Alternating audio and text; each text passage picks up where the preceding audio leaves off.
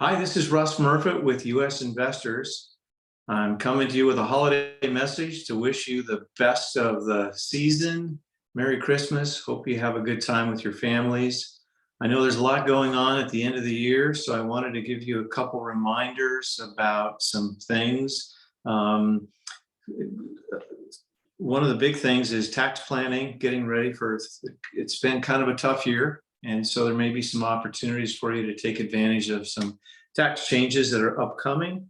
We can talk about some retirement contribution planning, Roth conversions, some 529 planning ideas, and some gifting strategies, both for your family and for charities.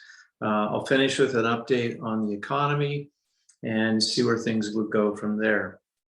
To start with, looking towards next year, we'll still see the same number of tax brackets as we have currently, going from 10% to 37%.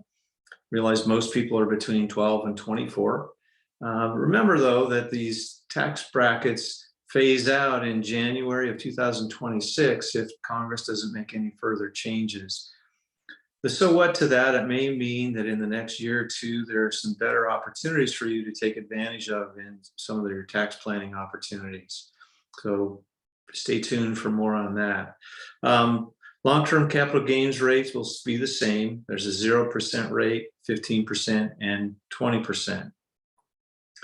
One of the things that's going to happen when you see mutual funds that have gone down in value, the fund managers will sometimes distribute capital gains. And you will find that you get a tax obligation to pay taxes for a gain when the value of your fund is down. We're trying to look for those ahead of time and let you know about them. And this, of course, is just for taxable accounts. If you have a retirement account, forget what I just said. There's no impact for you there at all.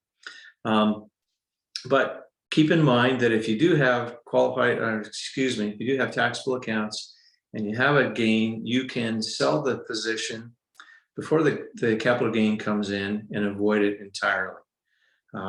If you sell at a loss, you can offset that against a gain. If you don't have them this year, you can use that in the future. You can use $3,000 a year to offset gains and losses, and they carry forward for the future. Remember, though, if you do sell out of a position, you need to be out of it for a full 30 days before you buy it back. Otherwise, you violate the wash sale rule, and they'll disallow that deduction. Now let's talk about retirement contribution planning. In 2023, you're going to see some updates. The IRA contributions go up by 1,000. So you'll be able to put in a total of $7,500. For 401k, the elective deferral is going up to $20,500 plus a $7,500 catch-up. So total, if you maximize everything, is $30,000. You'll be able to defer into your 401k plans. Simple IRAs have gone up as well. There will be a $15,000 limit, a $3,500 catch-up, and a $19,000 total.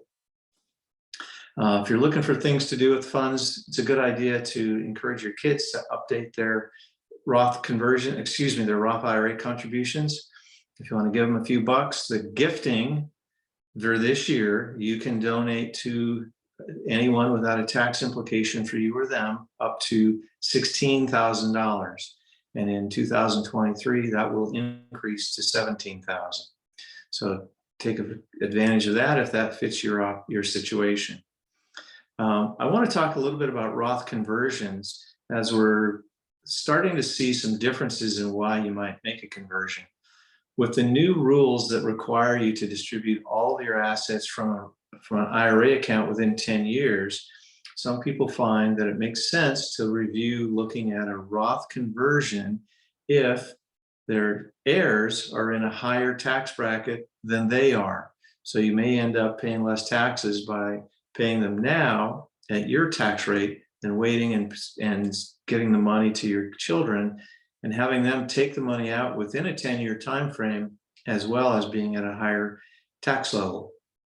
If you have questions on that, don't hesitate to give us a call.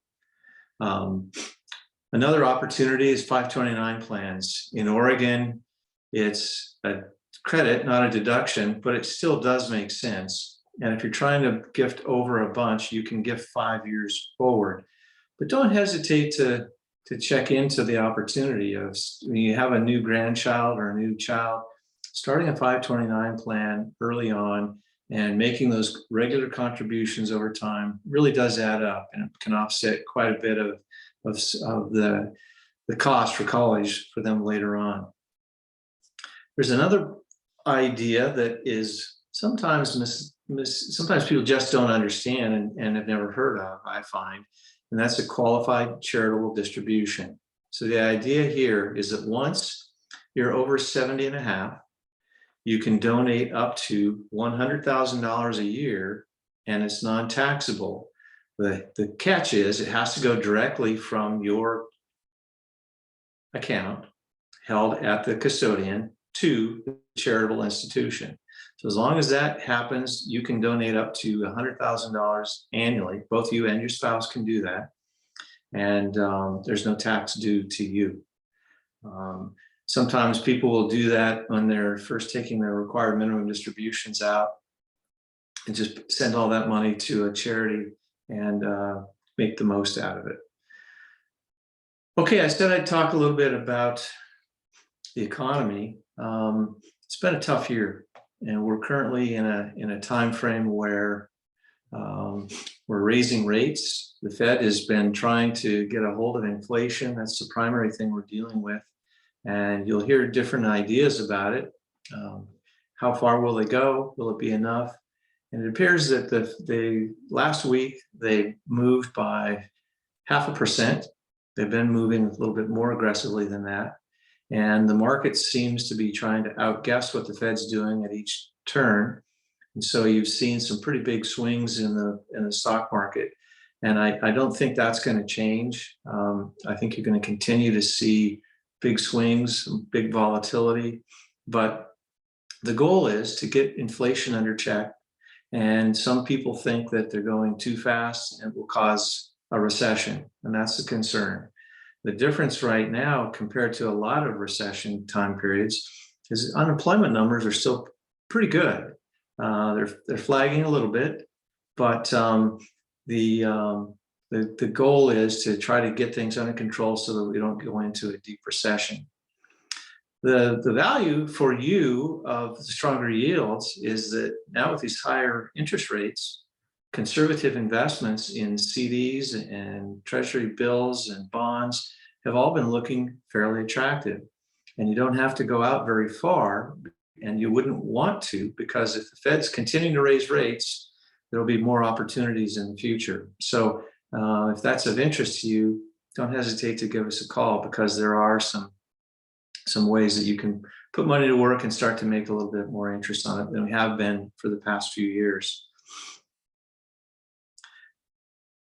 But the watchword I would say is be careful, be cautionary. I think that the things turn a little better in 2023. If you are retired and you're taking Social Security, you got a nice bump there. It's going to increase up by 8.7%. So that's a nice change. I think that's the largest ever. So but that's really it. I just wanted to be in touch and give you some ideas for some possible opportunities for the end of the year in a difficult year. And hope you have a great holiday season. Spend time with your friends and family. And look forward to being in touch with you in the new year. Take care.